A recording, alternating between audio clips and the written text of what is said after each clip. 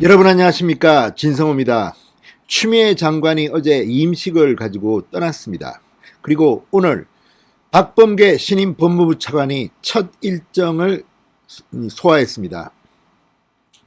자, 박범계 신임 장관은 동부구치소를 첫 일정으로 잡았습니다.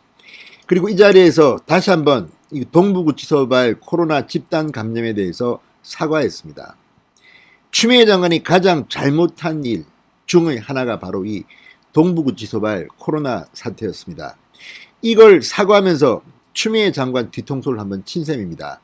나는 추미애하고는 다르다는 것을 보여주기 위해서, 그리고 지금 법무부에서 가장 취약한 비판을 받고 있는 것이 바로 이 동부구치소 사태라는 것을 알고 간 것 같습니다.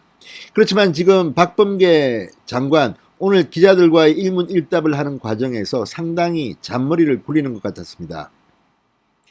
무엇보다 국민의힘 등 야당의 반발 속에 일방적으로 민주당이 보고서를 채택했습니다. 이번에도 27번째로 문재인 대통령은 그냥 일방적인 임명을 강행했습니다. 역대 어느 대통령보다도 지 마음대로 대통령입니다. 장관 후보자가 청문회에서 이렇게 비판을 많이 받는 그런 경우도 드물었을 겁니다.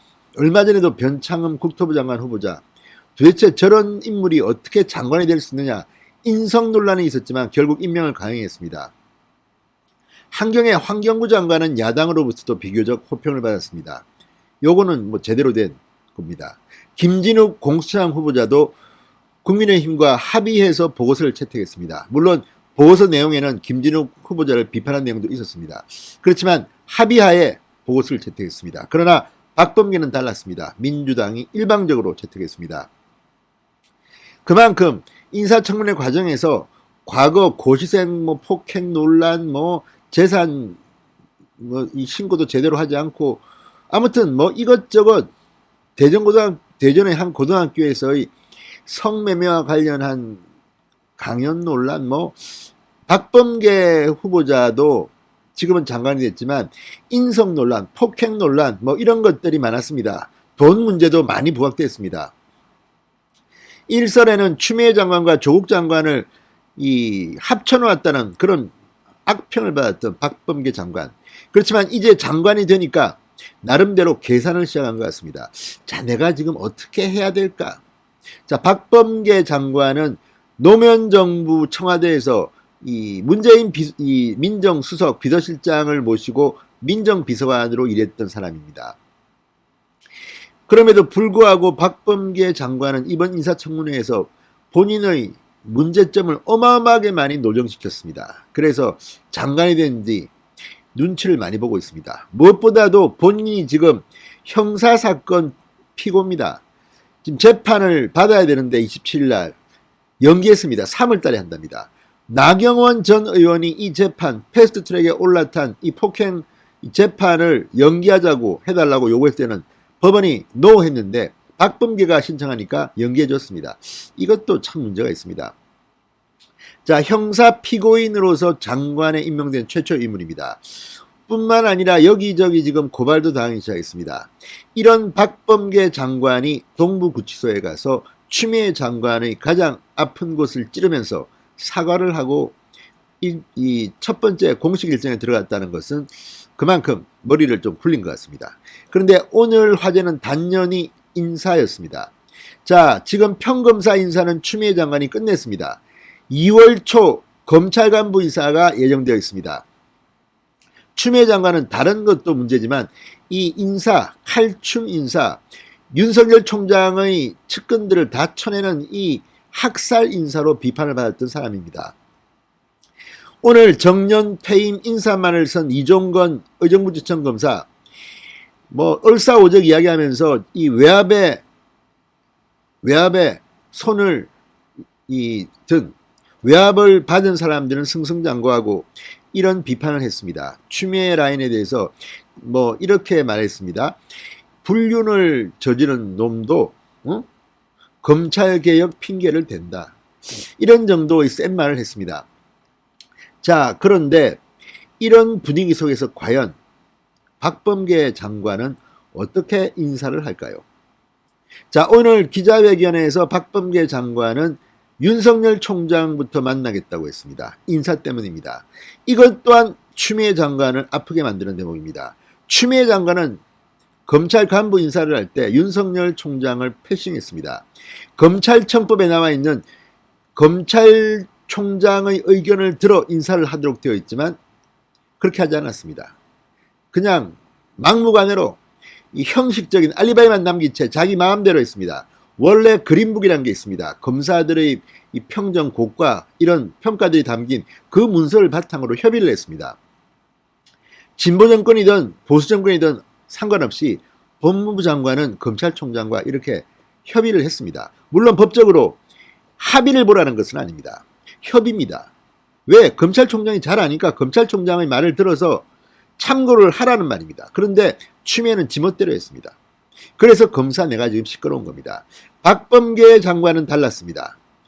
자, 지금 내 머릿속에 가장 복잡한 것은 인사다. 원칙 이런 걸 가다듬겠다. 그렇지만 윤석열 총장을 만나서 협의하겠다고 했습니다. 자, 문재인 대통령이 박범계 의원을 장관 후보자로 지명할 때 검찰과 안정적인 협의를 해라 이런 주문을 했다고 합니다. 그 이유가 뭐겠습니까? 지금 문재인 대통령도 박범계 장관도 머릿속이 복잡할 겁니다. 머리가 쥐날지도 모릅니다. 왜?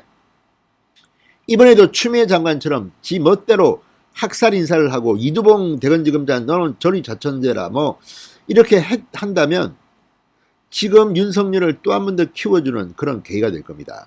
지금 윤석열 총장은 추미애 장관이 나가니까 오히려 이 대권 후보 여론조사 지지율이 떨어지고 있습니다. 그만큼 추미애는 문재인 정권의 엑스맨 정말 혁혁한 공을 세웠습니다.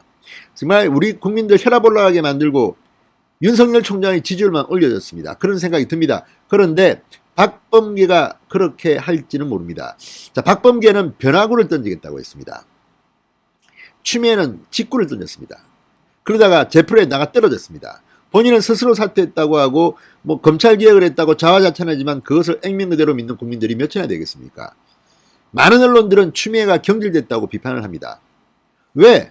스스로 사퇴했으면 춘추관에 가서 네가 기자들 앞에서 스스로 물러난다고 이야기하라고 했는데 추미애는 그날 문재인 대통령을 만나고 춘추관을 들르지 않고 그냥 가버렸답니다. 기분이 나빴던 모양입니다. 아무튼 이런 것들을 보면 박범계는 분명히 추미애와 선을 긋고 싶어하는 것 같습니다. 그래서 머리가 더 복잡할 겁니다. 만약 윤석열 총장과 협의를 해서 검찰 간부 인사를 정말 죽었던 윤석열의 참모들을 중용한다면 추미애나 이 친문 강성들이 비판할 것이고 반대로 추미애처럼 일방적으로 또다시 윤석열 측근들 이미 다 죽어버렸기 때문에 살아있는 사람도 몇 없는데 또 자기들 마음대로 인사를 한다면 진짜 국민들은 폭동 분위기가 될 겁니다. 그러면 윤석열 총장은 영웅으로 또 바뀝니다. 그리고 지금 지난 평검사 인사 추미애 장관이 사인했다는 그 검사 평검사 인사를 보면 학살 같은 것은 잘 보이지 않습니다. 오히려 대전지검의 원전수사팀이라든지 김학의 수사팀이라든지 이런 경우 많이 살아남았고 또 다른 곳으로 간 사람들도 영전돼 가거나 해외로 파견 나가는 쉽게 이야기하면 잘된 인사가 많았습니다. 지난번처럼 권력을 수사했다고 해서 학살, 유배되는 그런 평검사 인사는 많지 않았던 것으로 보입니다. 자, 그렇다면 박범계 검찰 간부 인사는 어떻게 할까요? 진성호의 직설 시작합니다. 방송에 앞서 아직 진성호 방송에 구독자가 아니신 분들은 붉은색 구독 버튼 눌러주십시오. 더 좋은 방송으로 보답하겠습니다. 자, 박범계 신임 법무부 장관 첫 공식 일정으로 오늘 동부구치소를 찾았습니다.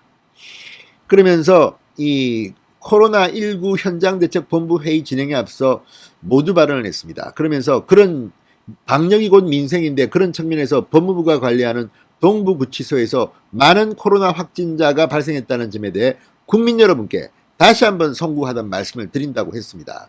그러면서 대책들을 몇 가지 발표했습니다. 교정직 공무원 사기 제고, 수용자 인권을 위한 처우 개선 등등등등. 추미애 장관 니 뭐했나 이런 분위기였습니다. 나는 이렇게 바꾸겠다는 겁니다. 이건 역시 추미애 장관을 점잖지만 사실상 물먹인 게 아니냐 이런 생각도 듭니다. 자, 박 장관은 이 동부구치소에서 코로나와 관련된 이 발언들을 한 뒤 이 취재진과 만나서 동부구치소 앞에서 대화를 나눴습니다. 향후 일정에 대해서 이렇게 말했습니다. 인사가 급습니다.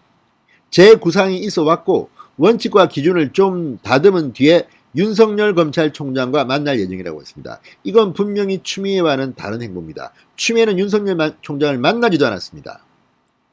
전화 걸어서 와라, 뭐 보내라.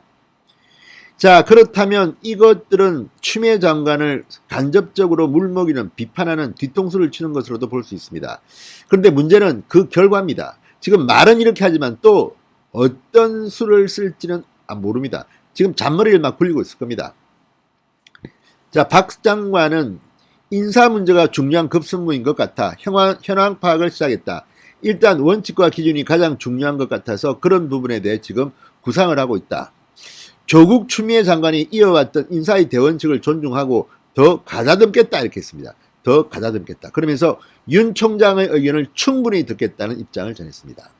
자, 말만 이렇게 하는지 아니면 진짜 윤석열 총장의 의견을 반영하는지는 지켜봐야 됩니다. 그렇지만 이 검찰 간부 인사는 그래서 상당히 주목됩니다. 추미애 장관이 워낙 개판을 쳤다는 비판을 받고 있기 때문에 박범계 의원이 반만 해도 잘했다는 이야기를 들을 수가 있습니다. 그러나 문제는 문재인 정권, 지금 민정실 산하의 뭐 이광철 비서관이나 등등등등 또 상황실장 하는 이진석이나 다 기소될 예정이거나 기소 뭐 이런 위기에 있는 사람들입니다. 지금 이런 과정에서 과연 윤석열을 청와대가 어떻게 대우할 것인가. 이제 윤석열 총장을 밀어낼 수 없게 됐습니다. 임기가 한 6개월 정도 남았습니다. 자, 두 번이나 윤석열을 쳤다가 서울행정법원 판결로 오뚜기처럼 살아 돌아왔습니다. 이번에는 윤석열 총장의 생각이 얼마나 반영될지 보겠습니다. 지금 박범계 장관의 머릿속은 상당히 복잡할 겁니다. 이거 내가 3개 치고 나가면 윤석열을 또 영웅 만들어줄 수도 있고 그렇다고 해서 시키는 대로 하면 또 욕먹고, 아무튼 윤석열에게는 꽃놀이패인 것 같다는 생각이 듭니다. 진성호의 직설이었습니다. 여러분 감사합니다.